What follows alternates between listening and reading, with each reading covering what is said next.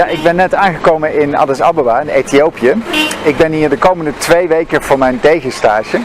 De eerste week dan ga ik naar Afar in het noorden van Ethiopië voor het AGO-project. En de tweede week zal ik vooral gaan kijken naar de distributiesystemen voor anticonceptiemiddelen hier in Ethiopië. Maar we gaan nu eerst even kijken naar het AGO-project.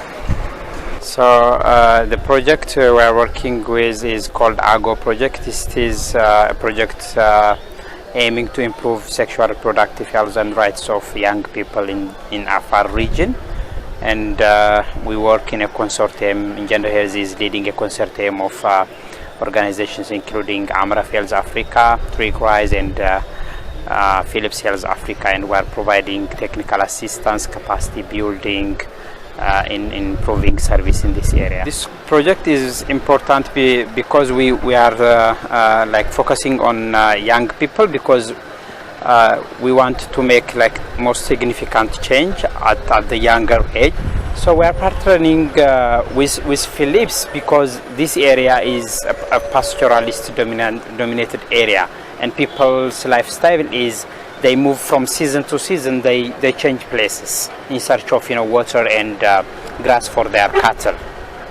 So what with Philips, the importance of this Philips equipment is it helps healthcare providers to move with the mobile population. It's because it is in a backpack of certain basic medical equipment. What DGIS does in Afar is, we are supporting the referral linkage from the community to the health centers. Yeah. When the agent finds a case, she enrolls her after she is voluntary, she enrolls her for service. Okay. So using the mobile phone, then she makes her ready for service. At that stage, she gets 5 miles, only 5 miles. Next to that, then the process between the client and the agent completes there. Okay. Then what comes next is sending her to a provider. Yeah. When the client comes to the provider, then shows the message on her phone to the provider. Yeah. Then the provider counsels her and provides the service. After completing the service provision, the agent receives additional 25 eco miles. The client receives additional 25 miles, and the provider receives 10 eco miles. Okay.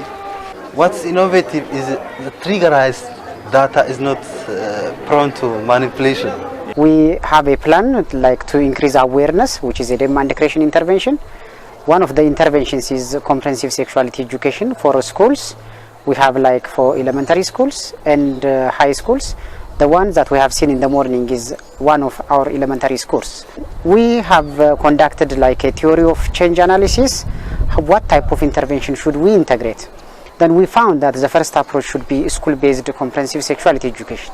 Yeah. The second one is community-based sexuality education. We should support their families, their neighbors, their teams, religious leaders, and any of the gatekeepers, we call them, to support adolescents and young people to utilize SRH services to avoid gender-based violence, to avoid gender-based imbalances in the community that we have. Yeah. Gender-based gaps are really very high in this community.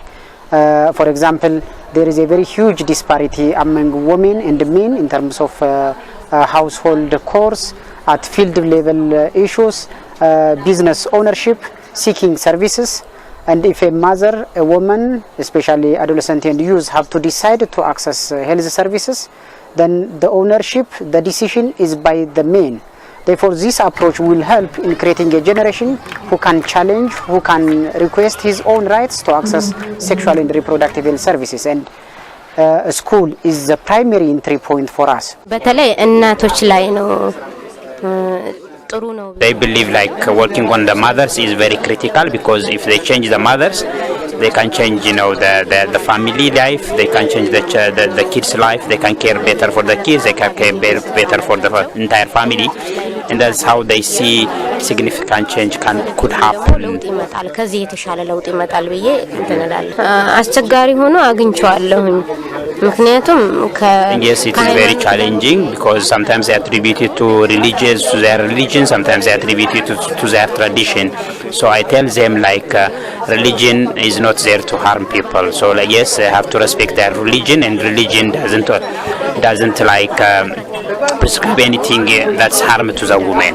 I also told them the good traditions they have, but also tell them that the bad traditions are also bad to them. So after she educates them, some of them are like trying, began to understand, and they're saying, yes, you are right, and we have to take it. So some people have started adapting family planning, but still there is a lot to be done.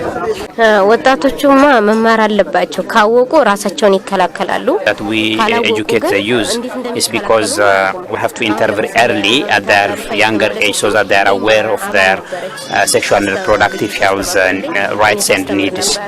For example, as you have heard of the story of that abducted girl, she was a member of the group that they were educating on comprehensive sexuality education. That's why it's because she was aware that she demanded her rights and she was returned. So like it's very important to teach them early so that they can be empowered to say no. በጨምሮ ነገር ጎጂ ባህላዊ ድርጊቶች ላይ አብሶ ወጣቶችን በማስተማር ሰዓት ትኩረት አድርጌ እየሰጠው ያለው It's also very important, you know, if you want to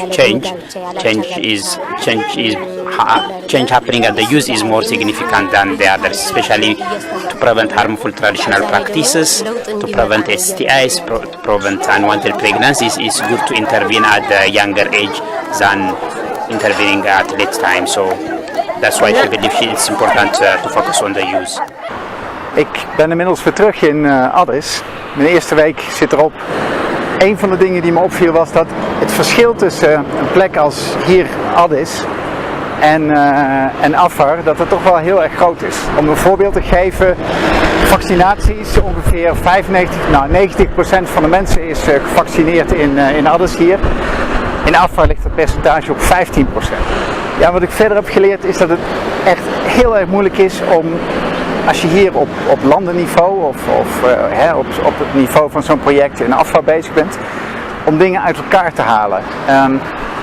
Als je bijvoorbeeld seksuele voorlichting wilt geven, dan moet je ook zorgen dat je voldoende doet aan algemene opleidingen, aan educatie.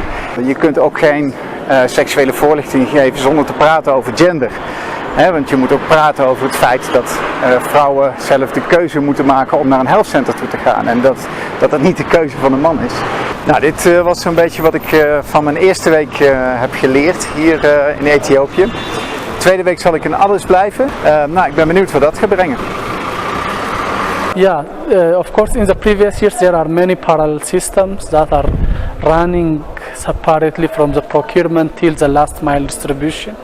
And for each kind of product there were different separate systems. But finally after the establishment of IPSA and through process we have tried to integrate these programs, meaning there is a single supply chain system. There is no separate system for family planning, there is no separate system for HIV commodities, there is no separate system for vaccines.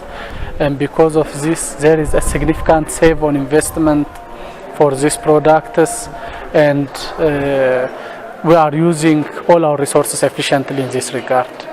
And also the quantification is also very important. We are undertaking the quantification process centrally by involving different stakeholders from the ministry, from the partners, from different NGOs, and we have established the technical working group that's going to do this, and by taking into consideration the morbidity data, the consumption data, the demographic data, and different data, we are undertaking successful quantification in terms of program commodities.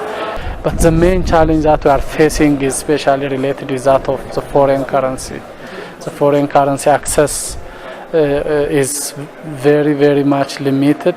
But once we get sufficient amount of foreign currency and completing just the transformation activities in IPSA, I think the future is very much bright when compared with the current one.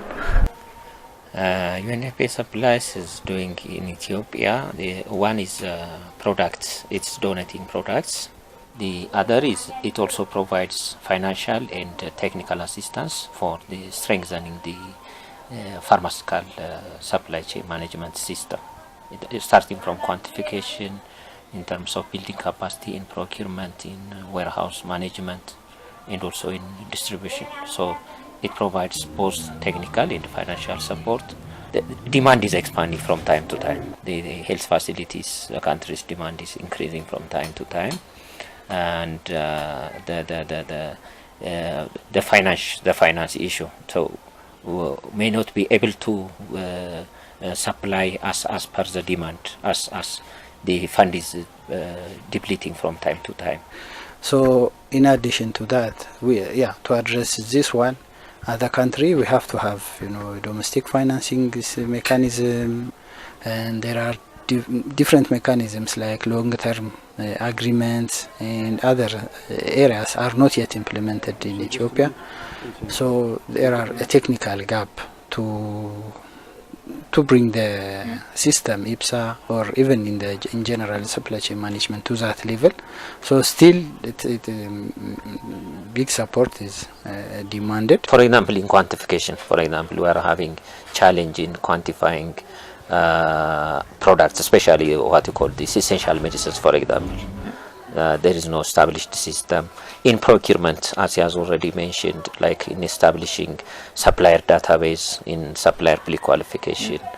Ja, terwijl de zon hier aan het ondergaan is in Addis Ababa, is het goed om even terug te blikken op de afgelopen week, waarin we vooral gekeken hebben naar anticonceptiemiddelen en de distributiesystemen daarvan. En eigenlijk ben ik daar heel positief over. Bijna overal waar we kwamen, in health centers, in ziekenhuizen, daar waren alle belangrijke anticonceptiemiddelen wel aanwezig. Dus blijkbaar loopt dat distributiesysteem heel erg goed. Nou, daar zijn een aantal redenen voor. Op de eerste plaats hebben ze een aantal jaar geleden besloten, zoals de deputy director net in het interview ook zei, ze hebben besloten om één systeem te hanteren. Nou, daarnaast is er heel veel geïnvesteerd in automatisering. We hebben bijvoorbeeld een app gezien waarmee over heel Ethiopië, zowel op centraal niveau als in de regio's, inzichtelijk gemaakt kon worden wat er nou op voorraad was. En dat is natuurlijk heel erg handig als je op zoek bent naar bepaalde anticonceptiemiddelen. En een laatste punt, wat misschien ook wel heel erg belangrijk is, heeft toch een beetje met de cultuur hier in Ethiopië te maken. Het is heel hiërarchisch. Dus als mensen zeggen dat iets gedaan moet worden, nou dan gebeurt het ook. Maar het is zeker niet allemaal rooskleurig wat er hier gebeurt op het gebied van family planning. Want er zijn zeker ook problemen. Er is bijvoorbeeld heel weinig geld beschikbaar. Nou, en daardoor ontstaan af en toe ook stockouts. Dat proberen ze een beetje op te lossen door community-based health insurance en social health insurance in het leven te roepen. Maar dat gaat heel erg traag. Nou, daarbij komt een probleem dat er heel weinig buitenlandse valuta in Ethiopië beschikbaar zijn. Dus dat maakt het heel erg moeilijk om internationaal geneesmiddelen in te kopen. Daarnaast is er ook een probleem met human resources. Mensen opleiden. Over het algemeen zijn de capaciteiten laag. En op het moment dat je mensen hebt opgeleid, dat vertelde de deputy director van EPSA ook, ja, dan heb je ze opgeleid en dan verdwijnen ze meteen naar de private sector.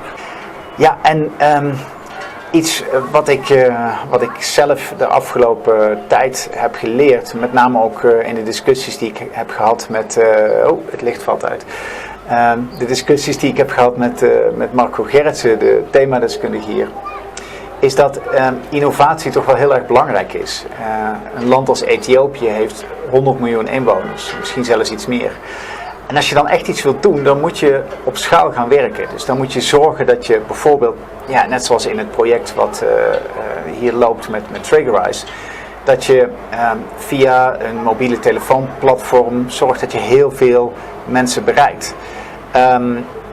En ja, dat is wel heel hard nodig, want als je dat met een traditioneel project via een lokale of internationale NGO doet, ja, dan bereik je daar te weinig mensen mee. Dus ja, ik ben er inmiddels wel van overtuigd geraakt dat innovatie heel erg belangrijk is. Nou, ik denk dat ik het hier eventjes bij laat. De zon is inmiddels onder. Dit was mijn laatste dag in Ethiopië. Morgen vlieg ik weer terug. Nou, tot ziens.